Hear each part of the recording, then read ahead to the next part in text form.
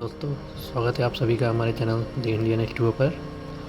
आज के एपिसोड में मैं आप लोगों के लिए लाया हूँ सबसे बड़े जहाज़ के डूबने की दिलचस्प घटना, जो कि उस समय की आधुनिक इतिहास की सबसे प्रसिद्ध त्रासदियों में एक रही, जो कि था टाइटैनिक। जी दोस्तों, जैसे कि आप जानते होंगे कि टाइटैनिक एक ब्रिटिश शिप यात्री जहाज़ था, जो 14-15 अप्रैल 1912 को अपनी पहली यात्रा के दौरान साउथहैम्पटन इंग्लैंड से न्यूयॉर्क शहर के रास्ते एक हिमखंड से टकराने के बाद डूब गया था। अनुमानित 2224 यात्रियों और चालक दल में से लगभग 1500 की मृत्यु हो गई, जिससे ये घटना उस समय की एक जहाज़ के डूबने की सबसे घातक घटना बन गई थी। दोस्तों, टाइटैनिक 269.6 मीटर लंबा था और अधिकतम चौड़ाई 28.19 मीटर थी।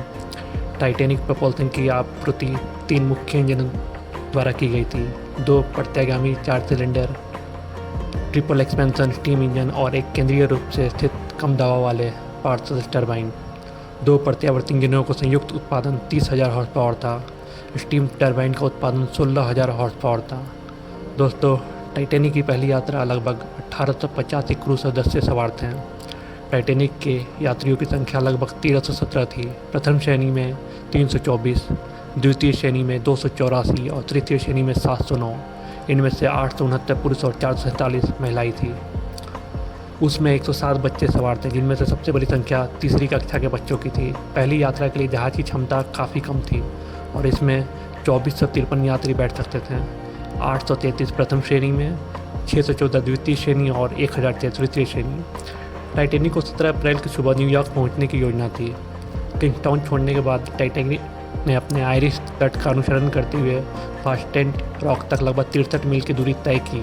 वहां से उत्तरी अटलांटिक में ग्रैंड सर्कल मार्ग के साथ 1860 मील की यात्रा की। टाइटैनिक 1117 मील की रम लाइन लेक पर नॉन टेक सॉल्ट लाइट के कोने से केवल कुछ ही घंटों की दूरी तय की ही थी कि उसकी टक्कर एक हिमखंड से हो गई। दोस्तों, इस टक्कर से वाटर लाइन के नीचे छेदों की एक श्रृंखला बन गई। हालांकि छेद बड़ा नहीं था, लेकिन इस जोरदार टक्कर से हल्की स्टील प्लेटें झुक गई और अलग हो गई, जिससे पानी अंदर चला गया।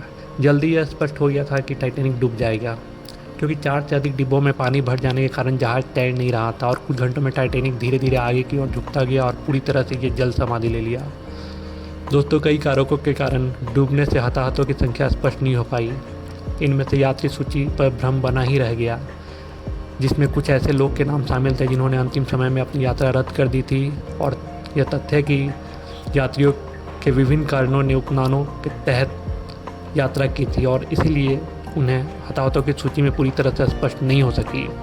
अब तक मरने वाले की संख्या 14 से 90 से 16 से 35 लोगों के बीच बताई जाती है।